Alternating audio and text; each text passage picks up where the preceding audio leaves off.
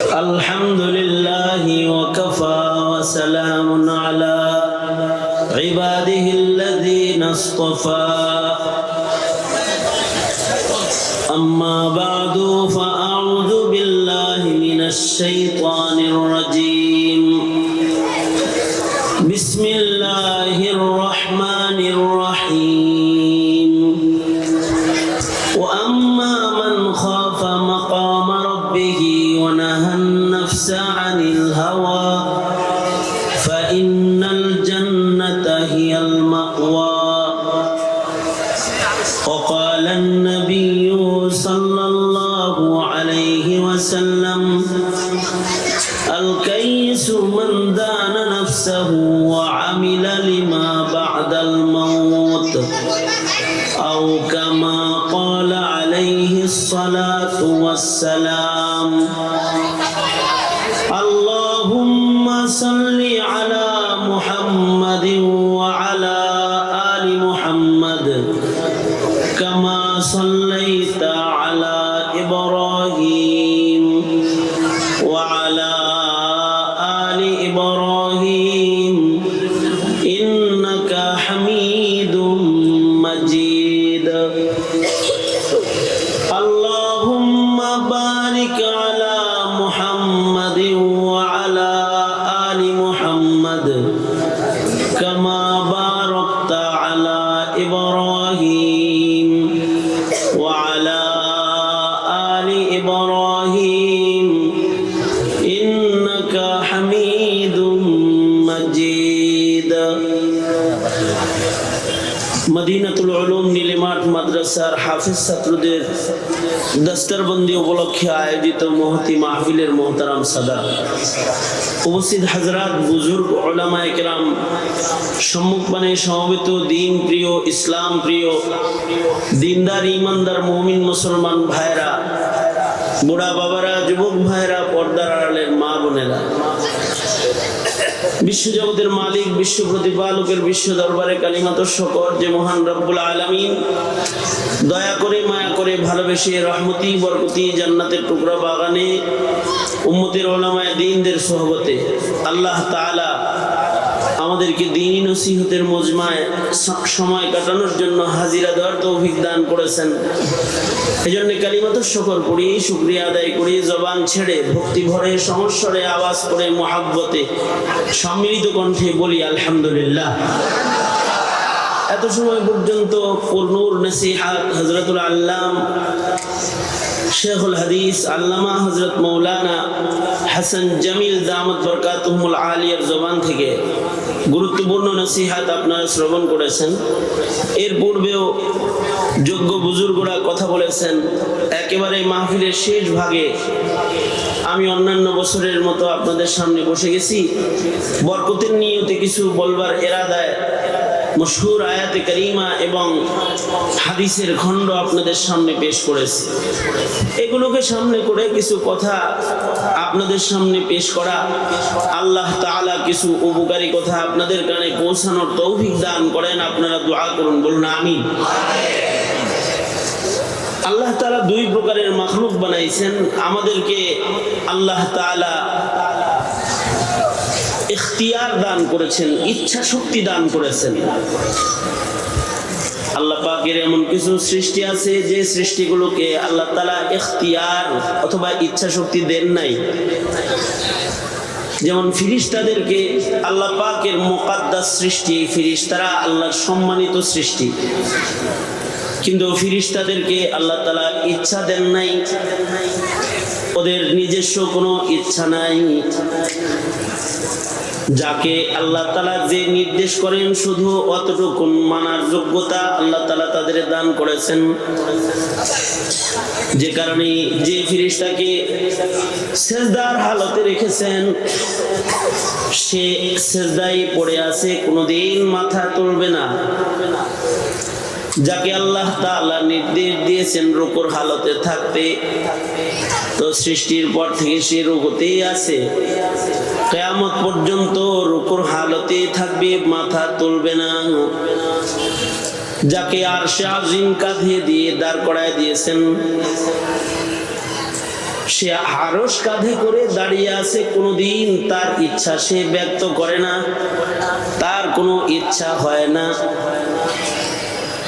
সে আরশে আজিম কাছে নিয়ে দাঁড়িয়ে আছে, কোনোদিন এটা বলে না যে আমার এত লম্বা সময় দাঁড়ায় থাকতে কষ্ট হইতেছে। তার ব্যক্তিগত কোনো ইচ্ছা আল্লাহ তাআলা তাকে দান করেন নাই।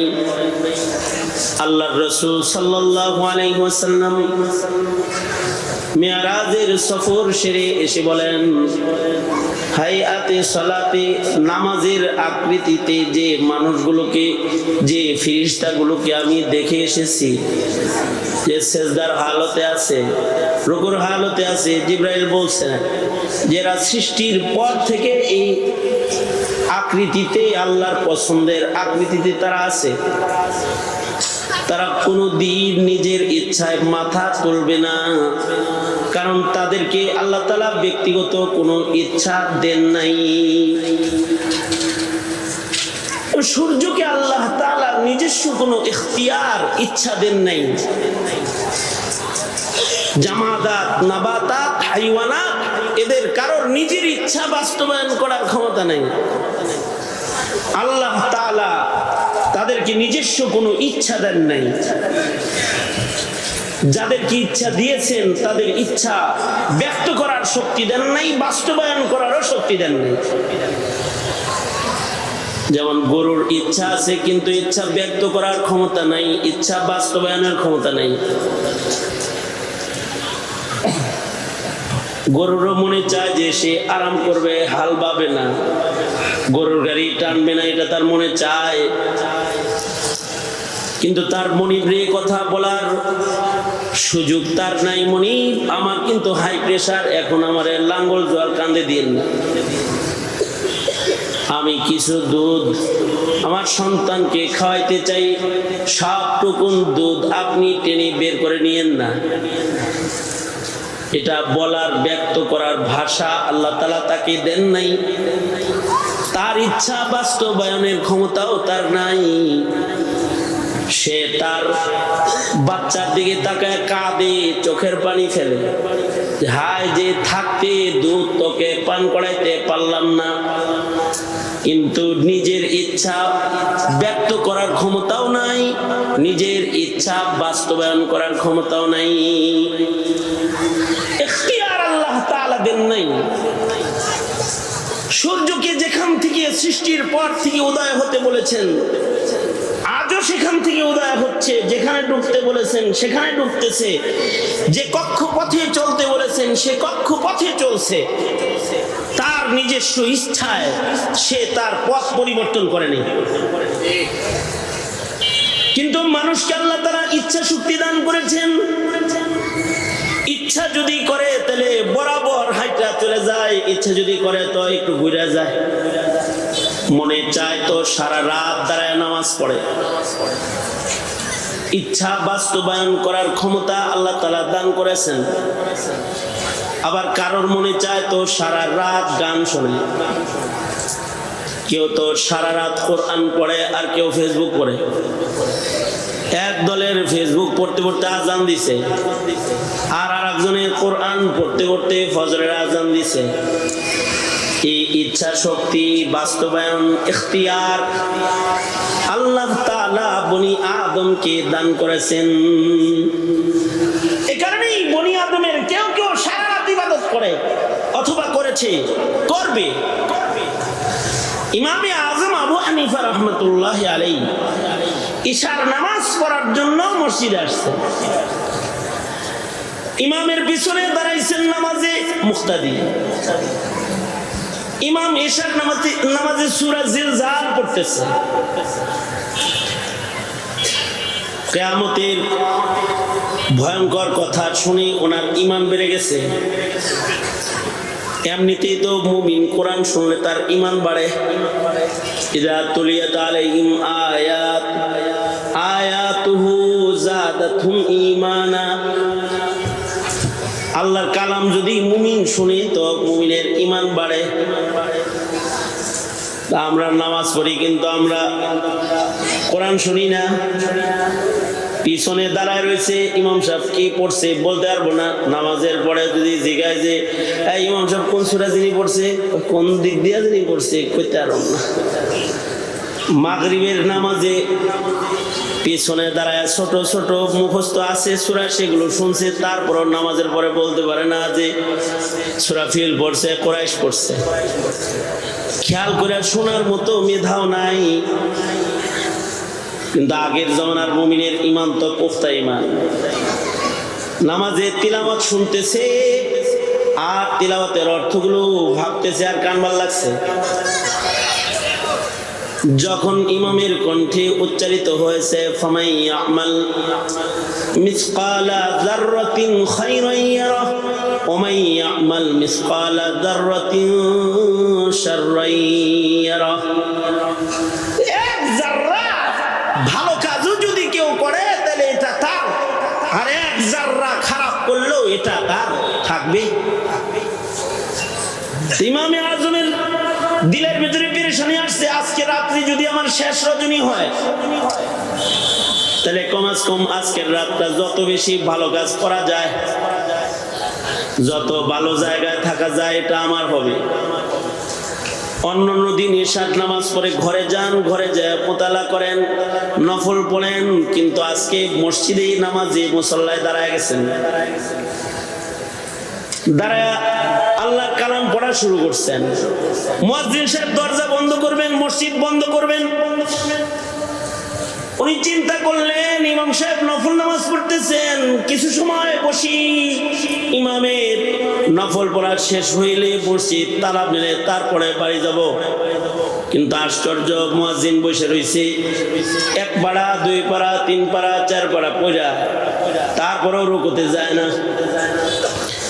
মুয়াজ্জিন বুঝে ফেলাইছে ইমামের তো মাঝে মধ্যে এক রাকাত নামাজও খতম দেওয়ার আদত আছে, আজকে হয়তোবা তিনি সহজে তিলাওয়াত ছাড়বেন না। কারণ এই দুনিয়াতে কিছু মানুষ আছে যারা 2 রাকাত নামাজে টোটাল কোরআন খতম করেছেন। যেমন হযরত ওসমান ইবনে আফফান রাদিয়াল্লাহু আনহু 2 রাকাত নামাজে টোটাল কোরআন মজিদ খতম করেছেন। সুবহানাল্লাহ, আগামী কালকে বললেন।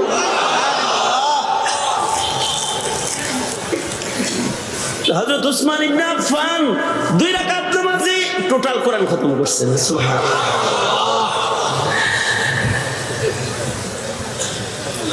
হযরত উবাই ইবনে কাব রাদিয়াল্লাহু আনহু 2 রাকাত নামাজে টোটাল কোরআন খতম করেছেন। সুবহানাল্লাহ বলেন নাকি? কখনো কখনো হযরত ওসমান 1 রাকাতে পুরা কোরআন শরীফ খতম করেছেন। যেমন তামিমে দারি রাদিয়াল্লাহু আনহু সর্বকনিষ্ঠ সাহাবীদের একজন, বাচ্চা বয়সে রাসূলের কোলে উঠছে, অল্প বয়স্ক সাহাবী সরওয়ারে দু আলমের কোল পাইছে, সরওয়ারে দু আলমকে একবার দেখছে, কতটা ঈমান নবী দেখা ভিতরে হইছে যে তামিমে দারি রাদিয়াল্লাহু আনহু 1 রাকাত নামাজে টোটাল কোরআন মজিদ খতম করেছে। আর ইমানি শক্তি কেমন ছিল, কাফেরের লগে খালি মোকাবেলা করে না, আগুনের লগেও মোকাবেলা করে। একবার হযরত উমরের শাসন আমলে মদিনার এক পাহাড়ের গুহা থেকে আগুন বের হয়ে মদিনার দিকে আসতে লাগলো। খবর গেল হযরত উমরের কাছে যে আমিরুল মুমিনিন, অমুক পাহাড়ের গুহা থেকে আগুন বের হয়ে আসতেছে, মদিনার দিকে আগুন আইতেছে। এই আগুনকে শাসন করার জন্য, পিছনে দেওয়ার জন্য হযরত উমর তামিমে দারিকে পাঠাইলেন। বললেন যাও আগুনকে যা বলো পেছনে যেতে, এটা নবীর শহর, নবীর মদিনা, এদিকে আসে কোন সাহসে? হযরত তামিমে দারি গেলেন, গুহার থেকে আগুন বের হয়ে সামনে আসতেছে, উনি আগুনের সামনে যায় দাঁড়াইলেন। দাঁড়ায় মানুষের সামনে দাঁড়ায় মানুষ মানুষকে যেমন চাপাটাঘাত করে, থাপ্পড় মারে, কিল ঘুষি মারে, তো হযরত তামিমের দাড়ি আগুন রে থাপ্পড় দিলেন। আপনিও দিছেন তো আগুন রে থাপ্পড়, আমরাও তো দিছি নাকি? হ্যাঁ, কিন্তু তামিমের দাড়ি আগুনকে থাপ্পড় দিতে আগুন কেঁপে পিছনে চলে গেছে। চপাটাঘাত করতে করতে, আঘাত করতে করতে আগুন বলে পিছনে যা, গুহায় ঢোক, যেখানে ছিলি সেখানে যা। সামনে আমার নবীর শহর মদিনা, কোন সাহসে আগাইছস? ঘুমায় আছে কে ওখানে জানো? রহমাতুল লিল আলামিন।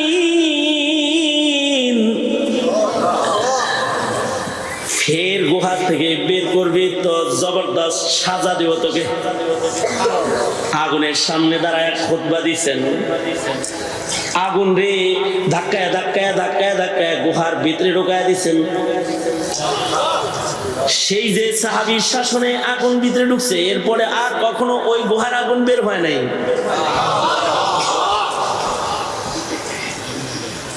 এক রাকাত নামাজে টোটাল কোরআন খতম করেছেন। এক রাকাতে সূরাতুল ফাতিহা থেকে সূরা নাস, এক রাকাত। আমগর ইমাম সাহেবরা 2 রুকু পড়তে ভয় পায়, কারণ পিছন থেকে মুসল্লি খেপে যাবে আর বলবে ইমাম সাহেব ওনার কোনো কাম নাই, তো এই কারণে আজকে কেরাতটা লম্বা করে ধরছে। কিন্তু আমাদের আকাবিরদের কেউ কেউ তো 2 রাকাত নামাজে কোরআন খতম করেছে, 1 রাকাতে কোরআন খতম করেছেন। তাবিঈনদের ভেতরে যারা 1 রাকাত নামাজে কোরআন খতমকারী, তাবিঈনদের ভেতরে যারা 1 রাকাতে কোরআন খতমকারী, তাদের ভেতরে একজন হলেন ইমামে আজম নুমান বিন সাবিত রাদিয়াল্লাহু আনহু। উনিও 1 রাকাত নামাজে টোটাল কোরআন খতম করেছেন। 2 রাকাত নামাজে অ্যাভেলেবেল কেস, মাঝে মধ্যেই 2 রাকাত নামাজে খতম করতেন। রোজার মাস আসলে পরে 30 দিনে 30 খতম কোরআন পড়তেন। আল্লাহু আকবার, জোরে করে বলেন। 30 দিনে 30 খতম কোরআন পড়তেন। রমজানে আবার তারাবির নামাজে 1 খতম। আল্লাহর কালামের আশিক ছিলেন ইমামে আজম আবু হানিফা রহমাতুল্লাহ, সাঈদ ইবনে জুবায়ের রহমাতুল্লাহ আলাইহি 1 রাকাত নামাজে 1 খতম কোরআন শরীফ পড়েছেন। তবে আমরা দেখেছি জেলখানায় কিছু আল্লাহর বান্দা আওয়াবিনের ভিতরে 5 পারা 7 পারা পড়ে। আল্লাহ মামুনুল হক সাহেব তো প্রতিদিন আওয়াবিনের নামাজে 4 পারা 5 পারা 3 পারা। শুধু আওয়াবিনের নামাজের ভেতরে 3 পারা 4 পারা শেষ। আমাদের কিছু কিছু সাথী আছে, এরা জেলখানায় হাফেজে কোরআন হয়ে গেছে 1 বছরে। আবার কিছু কিছু সাথী আছে, এরা ডেইলি 10 পারা পড়তো, 3 দিনে খতম, ডেইলি 10 পারা। দেওবন্দের কারি সাহেব হুজুর দামাত বরকাতুহুম 1.5 দিনে 20 পারা, রোজার মাসে 2 দিনে 1 খতম। যার যেটার মজা হয় সে সেটা করে যায়, সেই কাম করে রাত কাটায়।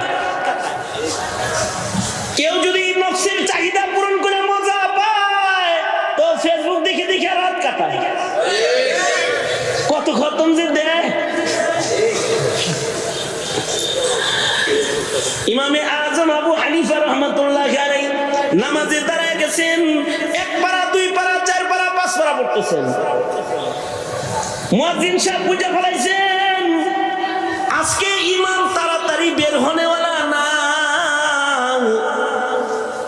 মুয়াজ্জিন দরজাটাকে চাপায়া দিয়া, কূপের আলোটাকে কমায়া দিয়া দরজা চাপায়া চলে গেলেন বাড়িতে, যে ইমামের নামাজ শেষ হলে একাই তিনি ঘরে চলে যাবেন চাপায়। ফজরের নামাজের ওয়াক্ত কাছে কাছাকাছি মুয়াজ্জিন সাহেব উঠছেন, মসজিদে যেয়ে তাহাজ্জুদ পড়বেন, আজান দিবেন। মুয়াজ্জিন ফের মসজিদে এসে দেখে সেই অবস্থায়, যেই হালাতে, যেই যায় নামাজে নু'মানকে দাঁড়ানো দেখে গেছেন। এখন এসে দেখেন ওইভাবেই দাঁড়ায় দাঁড়ায় তিলাওয়াত করতেছে। তবে নু'মানের কণ্ঠে এবার আম্মা পাড়ার সূরাগুলোর তিলাওয়াত বাজতেছে। বুঝতে আর বাকি রয় নাই, এক রাকাতে কোরআন খতম করে ফেলেছেন। ফজরের আগে খতম কমপ্লিট হয়ে গেছে, 2 রাকাত নামাজও শেষ করছে, আর খতমে কোরআনও কমপ্লিট হয়েছে। যদি মানুষ ইচ্ছা করে তাহলে সারা রাত ইবাদত করতে পারে। কেউ আছে সারা রাত কোরআন পড়ে, কেউ আছে সারা রাত জিকির করে, কেউ আছে সারা রাত গান শোনে, কেউ আছে সারা রাত যাত্রা দেখে, কেউ আছে সারা রাত বাইজিখানায় পড়ে থাকে, বেউসে মদ খায়, জেনা ব্যভিচার আসরে রাত কাটায়। এই যে ইচ্ছা শক্তি যেটা, এটা আল্লাহ তাআলা বনি আদমকে দান করেছে।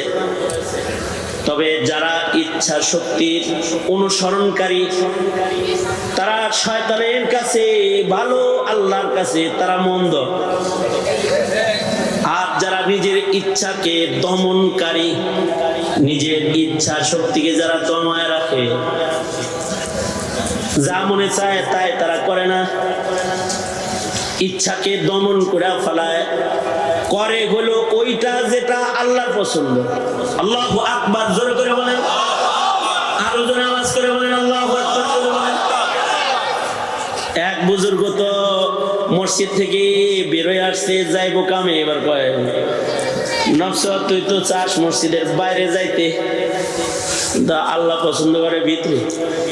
শুক্রবারের দিন আসরের নামাজ পড়ছ, তোর মনটা চাইতেছে চাটা খাই আই, ঘুরে আসি, একটু গল্প করে আসি, এটা তোর নফস, তোর ভিতরের চাওয়া এটা।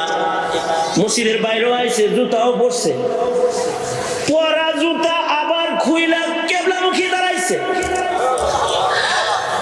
দাঁড়ায় দাঁড়ায় কথা কয়, মাই তেরা বান্দা নেহি তু মেরা খুদা নেহি, মাই তেরা বান্দা, মাই তেরা বান্দা নেহি তু মেরা খুদা নেহি, তেরে বাত মানতে নেহি। তুই আমার খোদা না, আমি তোর বান্দা না, তোর কথা মানি না। হ্যাঁ, আগে কয় নাউজুবিল্লাহ।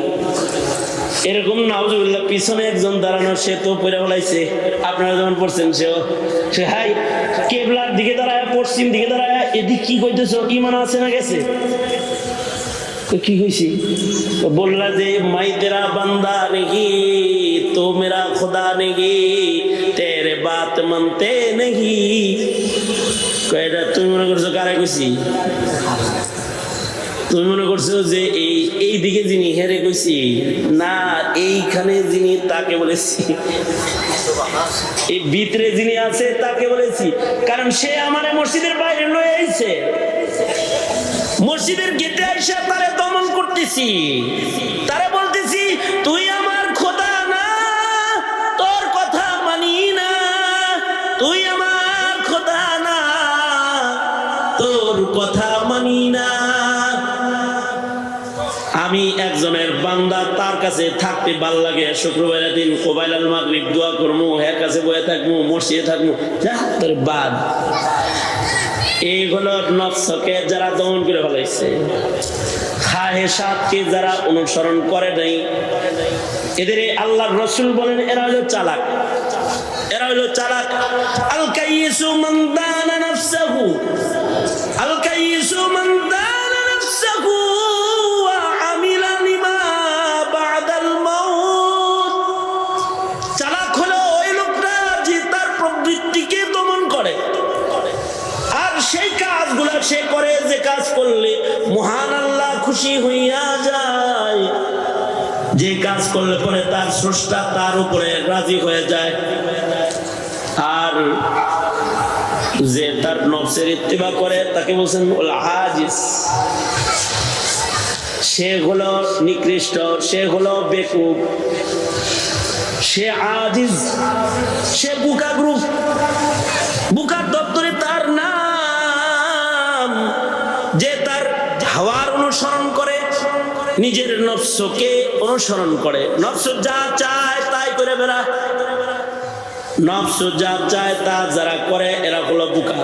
আর যারা নফসের কথা শুনে না, আল্লাহর কথা শুনে, আল্লাহর ইচ্ছাকে বাস্তবায়ন করে, কারণ কি? কারণ তারা আল্লাহকে ভয় করে, আল্লাহর ইচ্ছা বাস্তবায়ন করে, কারণ হলো তারা আল্লাহকে ভয় করে, কারণ আল্লাহর সামনে তাদের দাঁড়াইতে হইব, এই ডর তাদের আছে। তাকওয়াল্লাহ যদি কারোর ভেতরে আইসা যায়, নফসের অনুসরণ তার বন্ধ হইয়া যায়, সে যাকে ভয় পায় তার অনুসরণে ব্যস্ত হইয়া যায়, এই দুই গুণ যদি কারোর ভেতরে চলে আসে, ওয়া আম্মা মান খাফা মাকামা রাব্বিহি ওয়া নাহান নাফসা আনিল হাওয়া ফাইন্নাল জান্নাতা হিয়াল মাওয়া। আল্লাহর ভয় দিলে আছে, আল্লাহর সামনে দাঁড়াইতে ডর আছে। এবার নফস যা চায় তা করে না, কষ্ট করে কিন্তু নফসের মুখালাফাত করে। দুই গুণ যদি কারোর ভেতরে রয় তাহলে এরা জান্নাতি গ্রুপ, এরা আল্লাহর দিদার গ্রুপ, এরা আল্লাহর মেহমান গ্রুপ, এদেরকে আল্লাহ তাআলা জান্নাত দান করবে। এ কারণেই যারা আল্লাহকে ভয় করেছে তারা নিজের নফসের চাহিদা, দেহের চাহিদা এগুলোকে বাস্তবায়ন করতে পারে নাই, এমনকি খাইতেও পারে নাই। যেমন হযরত আবু বকর সিদ্দিক রাদিয়াল্লাহু আনহু 3 দিন ধরে না খায় রয়েছে, কিন্তু কোনো হারাম খাইতে পারতেছে না। আর আমাদের নফস কয়, আরে পাইছস নি, সুদ ঘুষ পরে দেখিস না, লয়া ফেলাইছে, সুদের টাকা না ঘুষের টাকা এটা চিন্তা করার টাইম পায় নাই, পাইছে নিছে, পাইছে খাইছে, হালাল না হারাম এটা দেখার টাইম পায় নাই। নফস চাইছে খাইতে তাই খায়, কিন্তু আল্লাহ কি কয় এটা দেখে নাই, আল্লাহর ফরমান কোনটা এটা তাকায় দেখে নাই। কিন্তু আল্লাহর পেয়ারা যারা, আমাদের আসলাফ, আমাদের আকাবির যারা, তাদের হালত হলো তারা নফসের কথা শুনে নাই, নফসের ইচ্ছা নিজের ভিতরে বাস্তবায়ন তারা করে নাই, আল্লাহর ইচ্ছাকে বাস্তবায়ন করেছে, আল্লাহর পছন্দকে বাস্তবায়ন করেছে। 3 দিন ধরে না খায় রয়েছে হযরত আবু বকর। হঠাৎ করে সামনে রুটি গোশত ভালো খানা সামনে আসছে, সামনে খাবার আসছে, তো এক লোকমা মুখে দিছে, চিবাইতেছে আর চিন্তা করতেছে, গোশত খাইতেছে, রুটি খাইতেছে আর গল্প করতেছে যে আনছে গোলামের লগে, এই গোলাম এই খাবার এত সুন্দর খানা করতে আসলো। কয় আমিরুল মুমিনিন জ্বরে বক মরে, ফকিরের কেরামতি বারে, এরকম কিছু। কয় কি হয়েছে? কয় জাহিলিয়াতে আমি একজনের একটা চিকিৎসা করছিলাম, আমি একজনরে ফু দিছিলাম, রোগ ভালো হয়ে গেছে, জ্বরে বক মরে অনেক সময়, ফকিরের কেরামতি বারে। গতকালকে আমি একটা মাহফিলে গেছি, তো এক লোক কয়, হুজুর আমার ভাতিজার বাচ্চা হইতো না 9 বছর, আপনি পানি পড়া দিলেন না গত মাহফিলে, এই 7 মাস চলছে। কয় হুজুর এই যে আমার আর এক বাইক নেই, এটা একটু দিয়ে যান। বললাম যে এটা জ্বরে বক মরে ফকিরের কেরামতি বারে, গতবারটা দিছি দেখে যে হয়েছে, দেখে যে এটা আমার কেরামতি এমন কিছু না, আমি সূরা ফাতিহা করে ফু দিছি খালি। আর আমি আল্লাহর কালামের আরো কিছু আয়াত করে ফু দিছি, যেগুলো বললে আল্লাহ বাচ্চা কাচ্চা দেয়, সেগুলো পড়ছি আর কি। এখন যে এইটা যে দিব আগামী বছর আইলে যে আর একটা 7 মাসের পামো, এটা জরুরি না, কিন্তু না হুজুর তারপরেও দেন। তো ধরছে ভালো করে, কি করম দিলাম। জ্বরে বক মরে ফকিরের কেরামতি বারে, এই কি বক মরল কেমনি? কয় আমি জাহিলিয়াতে একটা রোগীরে পানি ভরা দিয়েছিলাম, তদবির করছিলাম, রুকিয়া করছিলাম, এটার পেটের পীড়া ছিল, এটা ভালো হয়ে গেছে, কিন্তু লোকটা গরিব মানুষ, আমাকে কোনো বিনিময় সে দিতে পারে না, তার বাড়িতে আজকে ভালো খাবারের ইন্তজাম হয়েছে। হইছে, খাওয়ার সময় আমার কথা তার স্মরণ হইছে, হায় রে ওই লোক যদি ফু না দিত রে তাইলে খাইতে পারতাম না রে। পরে শেষ বেলায় নিজে না খায় ভালো খাবার আমার লেগে লয়েছে, তা আমার জন্য খাওয়ান আনছে। আমি চিন্তা করলাম আমিরুল মুমিনিন 3 দিনের না খাওয়া, নিজে না খায় আমিরুল মুমিনিনকে খাওয়াই, এর লেগে আপনার সামনে হাজির করছি। আমিরুল মুমিনিন মেহেরবানি করে খাই এলান। আমিরুল মুমিনিন এতক্ষণ তো যা চাবানো আমল করতেছিল, কথা কথা শুই না, এগুলো সব ফেলছে, খাবারের প্লেটটা দূরে সরাইছে। এটা আবু বকর খাইতে পারবে না। কেন আমিরুল মুমিনিন? কয় তুমি যখন তুমি তদবির করছিলা, চিকিৎসা করছিলা, তখন না তুমি জাহিলিয়াতে ছিলা বললা, তার মানে তুমি মুশরিক ছিলা? জি। তাহলে তখন ফু দেওয়ার সময় তো বিসমিল্লাহ বলে ফু দাও নাই, লাতুজ্জা বলে ফু দিছিলা? জি। লাতুজ্জা বলে যে ফুটা দিছ, এই ফুয়ের ইনকাম আবু বকরের পেটে ঢুকাইবা, এই ধান্দা করবার লাগছ? হারাম আবু বকর খাবে না, জান দিবে, কিন্তু হারাম খানা আবু বকর খাবে না। ক্ষুধার যন্ত্রণা আবু বকর মারা যাইতে পারে, কিন্তু হারাম আবু বকর পেটে নিতে পারে না। সরাবে খাবার। সাথে সাথে হযরত আবু বকর মুখের ভিতরে অঙ্গুলি মারা শুরু করছে। এরপরেও বমি হয় না। 3 দিনের না খাওয়া পেটে কিছু গেলে বাইরে হয় না কি এত সহজ? পেট ভরে পানি পান করেছেন। তারপরে আবু বকর পানি পান করে এবার মুখের ভিতরে অঙ্গুল দেওয়া শুরু করছে। এত জোরে জোরে অঙ্গুলি মারতেছে যে আবু বকরের ঘাম বের হয়ে যাইতেছে। হযরত উসমান বলে, খলিফাতুল মুসলিমিন এত কষ্ট করতেছেন কেন? এক লোকমা খাবারই তো না জেনে মুখে দিছেন। হযরত আবু বকর বলে, ওসমান তুমি কি শুনো নাই রাসূলের ওই হাদিস, দেহের যে উযব, যে অঙ্গটা হারাম খানার দ্বারা গঠন হবে ওইটাকে আল্লাহ দোজখে ফেলবে। এই এক লোকমা খানা যদি আমার পেটে কোনো আযার সাথে লেগে যায়, আর যদি আযাব বড় হওয়ার জন্য কারণ হয়, তাই এটা তো দোজখে যাইব। এই খানা আমি খাইতে পারি না। হযরত আবু বকর এত কষ্ট করে আঙ্গুলি দিয়ে আঘাত করলেন, শেষ বেলায় প্রচন্ড বমি হলো সিদ্দিক আকবরের। পেটের গোশতের টুকরা, রুটির টুকরাটা পর্যন্ত বের হয়ে গেল। সিদ্দিক আকবর আলহামদুলিল্লাহ বললেন, সালাতুশ শুকর পড়লেন যে হারাম খানাটা বাইরে হয়ে গেছে এর লেগে।